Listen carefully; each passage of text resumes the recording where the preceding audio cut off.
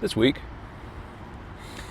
BP Pulse was seen with 3 new Gigahubs under construction in Texas. Electrify America looks to be pivoting to using Alpetronic, and Uber is allocating $100 million for EV charging. Let's get into it.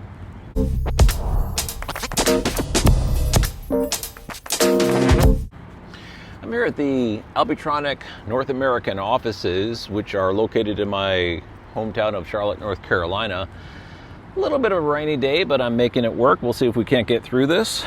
We have multiple stories associated with Alpetronic this week, so it felt like an appropriate place in order to film. They're definitely slaying the market as of late here in North America, and operating out of the building behind me is the team that is pulling off this just an amazing stunt that they are accumulating sales wins after sales wins. It seems like every time I turn around there's a new Alpetronic sales win going on, and 2 stories this week which we'll get into in just a second.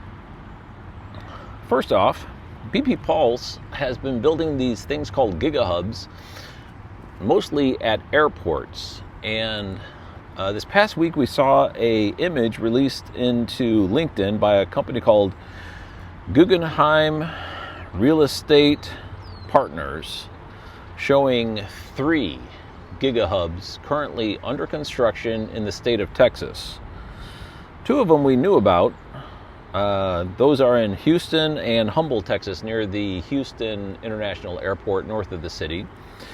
But one of them we knew that was going to be coming soon, but we didn't know it was actually under construction. But now, according to these pictures, it's under construction too, and that's in Irvine, Texas, near the Dallas-Fort Worth Airport, which is everyone's favorite place to get hung up during bad weather. So, progress is proceeding. The Gigahubs we thought might have been cooling down after the December opening of the O'Hare International Airport Gigahub, but nope, we've got 3 more that we know about. There's likely even more that are under construction that we don't know about, but 3 that we know about under construction, all in the state of Texas. 2 in Houston, 1 in Dallas-Fort Worth. Sticking with BP Pulse, they have this plan of putting in the Gigahubs at airports in order to attract rideshare drivers to larger form factor stations. They also have the Travel Centers of America build, which have been using Alpetronic hardware at those locations with the connecting corridors between the major metropolitan areas that they're looking to build out.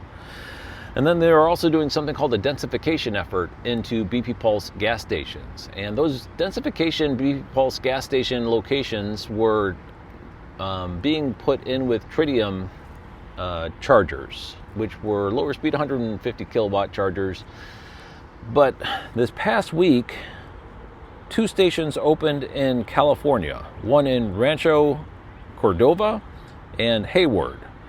And both of those BP Pulse gas stations are sporting brand new Alpetronic hyperchargers at the gas stations instead of tritium.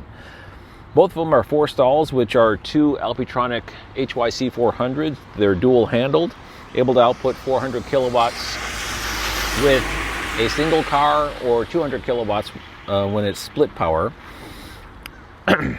And this is the first time I've seen Alpetronics getting used at BP Pulse gas stations. So it looks to be a pivot is occurring where BP Pulse is standardizing on Alpetronic across their entire network. Now at the Gigahubs, they have a lot of mix of Alpetronic and tritium because there's just so many stalls. So every Gigahub that we've seen get put in, except for San Francisco International Airport, have been a mix of Alpetronic and tritium. So I'm not sure if the Gigahubs are still going to have both Alpetronic and tritium, or if they're intending to go Alpetronic across the board, but this is yet to be seen. But still, in the densification efforts at the BP Pulse gas stations, we now have confirmation of Alpetronics getting used with 2 new stations opened in the state of California.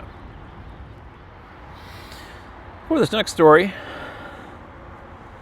I'm going to slow it down a little bit. I was thinking of making this a standalone video, but I'm instead going to just include it into this weekly DC fast charger update. And it has to do with the Tesla Semi expansion. On the Tesla website, I'm sure we're all familiar with the Find Us page, where they have their supercharger map. It's recently been updated to include the Tesla Semi stations, 2 of which are open, 62 of which are shown as coming soon. And that does not include the private build Frito-Lay locations. And although the map released into the Tesla Semi X account and the coming soon locations currently on the Find Us map on the Tesla website somewhat align, it appears they're in the process of identifying and contracting more locations, because the earlier map that they put into X for the pilot announcement only has 37 locations, and the new Tesla website Find Us map shows 62 locations as coming soon. For instance, the earlier map does not have any locations in the state of Florida, but the new Find Us map has 4 in the state of Florida. So it appears the X map with the red pin drops that was released with the pilot announcement was an earlier version, and now they're up to 62 locations that are coming soon. Also, the locations released into X and on the Find Us map are at locations that are not able to be corresponded by and large to pilot travel centers. So although they released a map into X when they made the announcement with pilot, if you go through those locations, they cannot be corresponded to pilot locations. So it's a little bit of a question mark there, and that's really what I wanted to dig into. When you look at the Find Us map, it looks to be locations that Tesla's building themselves. It's not actually, those are not pilot locations. Those are locations that Tesla is going to be building themselves. And as I mentioned, 62 locations currently found. And if you add the pilot locations that are going to be built, it's likely going to be much higher than the 62. So this is like a rolling number that's going to be increasing and doesn't look to be, by and large, including the pilot locations. And I'll get to that in just a second. For instance, if you look on Interstate 5, the Tesla website Find Us map has a location, and also the one that was released into X has the same location, in Canyonville, Oregon. So that location on Interstate 5 has a PIP, but there's no pilot anywhere near there. The closest one is 40 miles to the north, and not anywhere near where the pin drop currently is. But we know that the pin drops are at accurate locations, because we could correspond further down Interstate 5. There's one in Fireborough, California, that is correctly placed at the exact location we know through a permit spotted by Marco RP of a coming Tesla Semi station. So that pin drop is correct. So we could assume that the other pin drops are at least very close to where the location is intended to be built. But there's no pilot anywhere near there. So when you go down the list of locations on Interstate 5, by and large, those are not pilot locations. Those are Tesla Semi locations. And you go, I basically went through all of them, and vast majority of those are not pilot locations. Those pilot locations are something else. There are a few exceptions, though. San Antonio, Texas, on Interstate 5 has a Tesla charging station on the Tesla map. And we know through permitting that is a location at a Flying J where Marco RP spotted a permit for Tesla Semi chargers going into. So that one does correspond. That's one. Another one in Lebec, California, and another one in Castaic, California are at locations where there are pilots. So that's 3, but we've got 62 PIPs out there. These are not the lion's share of the locations coming to the pilot build, or the pilot announcement, or the pilot project, however you want to describe it. What we're looking at with these 62 locations are basically the Tesla Semi team putting in stations in and of their own accord.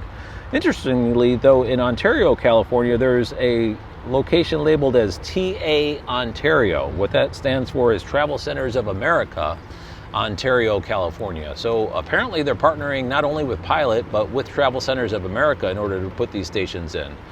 So just be aware when you're looking at the red pips that was released into X or the Find Us map, and you filter for the Tesla Semi stations, those locations are not all pilot locations. In fact, very few of those locations are pilot locations. Most of those are just Tesla Semi stations being built in and of their own accord. And just a quote from the pilot press release, it says the Tesla charging stations will be built at select pilot locations along Interstate 5, Interstate 10, and several major corridors where the need for heavy-duty charging is highest. The first sites are expected to open in the summer of 2026. Construction of the Tesla semi-chargers will begin in the first half of 2026 at select pilot travel centers planned across California, Georgia, Nevada, New Mexico, and Texas. Now, there is one location listed in Georgia, and I looked, and that is not corresponded at all to a pilot location. So we do not know where the pilot locations are going into, is basically what I'm saying. Except in a few locations. And I don't think anyone's taken the time to drill down and actually look at these pips in detail, so I felt as though I should probably at least share what I'm finding, that the Tesla Semi build is much larger than we are, than we see in these maps. It's these pips plus all the pilot ones that are coming on, and I guess some Travel Centers of America one as well. Recently, EV Charging News' Alex Agna authored a deep dive into the Tesla Semi program to compare it to the operation of diesel trucks. And here's a quick quote from that deep dive. Class 8 vehicles, trucks with gross vehicle weight ratings exceeding 3,300 pounds, are the backbone of the U.S. supply chain, moving 72% of the nation's freight by weight.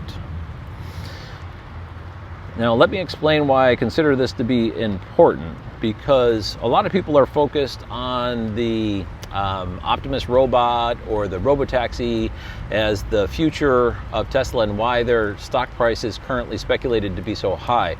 My personal opinion, when you look at 72% of the nation's freight by weight being transported by these Class 8 vehicles, and Tesla building out this large charging network, as well as their Nevada factory, soon to be able to produce these Tesla semis in volume. This is a reason why the Tesla stock price can be justified to be as high as it currently is, in my personal opinion. Next, Uber announced that they're going to be spending $100 million in order to build charging stations for robotaxis. And I'm not sure if people are familiar, but Rebecca Tanushi, the former head of the Tesla Supercharger team, recently was replaced by Andrew Cornelia from Mercedes-Benz High Powered Charging as the Uber electrification head. Rebecca moved to Uber Freight, so she's still with Uber. She just got moved to a different area. But with Andrew at the head, they've now announced that in San Francisco, Los Angeles, and Dallas, they're going to be putting in charging hubs for robo-taxis. And it's a little bit unsure exactly what we're looking at here, but it's likely going to be an attendant in order to charge, initiate the charge and stop the charge of these autonomous vehicles, probably clean them out and things like that. So there'll be recharging depots that they're going to be putting into these 3 locations. Additionally, and to the tune of $100 million, additionally, they've announced utilization agreements with EVgo for Los Angeles, New York, San Francisco, and Boston for Uber drivers. So there'll be discounted rates for Uber drivers in those locations coming up as well. So Uber is going forward with electrification plans. Next, last week I mentioned how Reddy was putting in basically a station a day. They were opening basically a station a day. And this past week they exceeded that with opening 10 stations in a week, including additional expansions at 2 different Aldis that they have been partnering with, one of which is a 8-stall station using Lincoln Electric hardware in Johnstown, New York, and just all kinds of other stations going in all over the place. They are not slowing down. It's actually frightening to see the increase in pace that Red E is able to sustain. Is really, really impressive. So congratulations, Red E. We are watching you with great enthusiasm. IONNA announced this past week that they are going to open stations and for the first week of operation hold the price down at 20 cents per kilowatt hour. So be sure to keep your eye out for newly opened IONNA stations, because if you show up within the first week, you'll be able to get charged at 20 cents per kilowatt hour. And I believe that's going to be a program that they're going to keep in place long term. Next, as I said, I'm sitting here at Alpetronic headquarters, and BP Pulse looks to be doing a pivot in their densification at their gas stations to Alpetronic, with 2 stations using Alpetronic in California now open.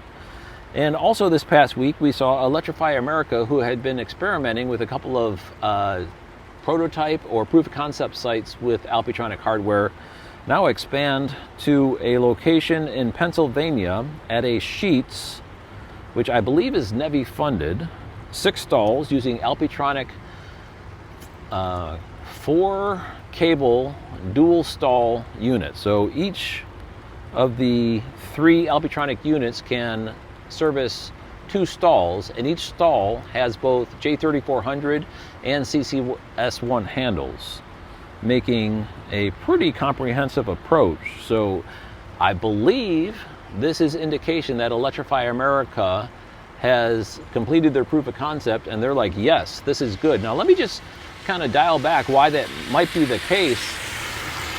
You know, pricing being what it is for the cost of an actual charging unit, we have to remember that one of Alpetronic's claim to fame is the 97.5% efficiency rating due to the silicon carbide rectifiers in their chargers. So it's a total cost of ownership sales pitch as well, because you're not burning off electrons with heat waste when you're using Alpetronic hardware. They're 97.5% efficient.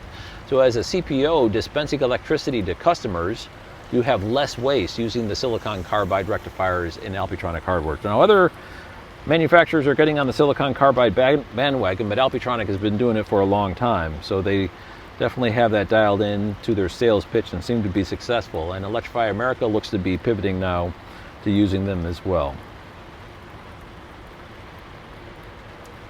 Lastly, EVgo had a ribbon cutting ceremony, and I mentioned a couple weeks back about them doing a ribbon cutting ceremony in Florida, and I didn't really understand why they were doing that, but there's another ribbon cutting ceremony that took place in Utah.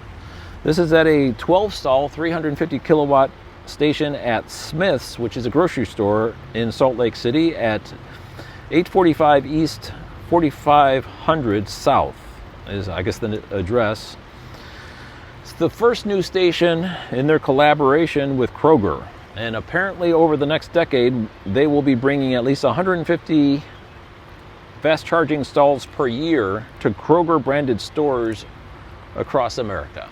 And the ribbon cutting of the first one took place this last week. Thanks for watching.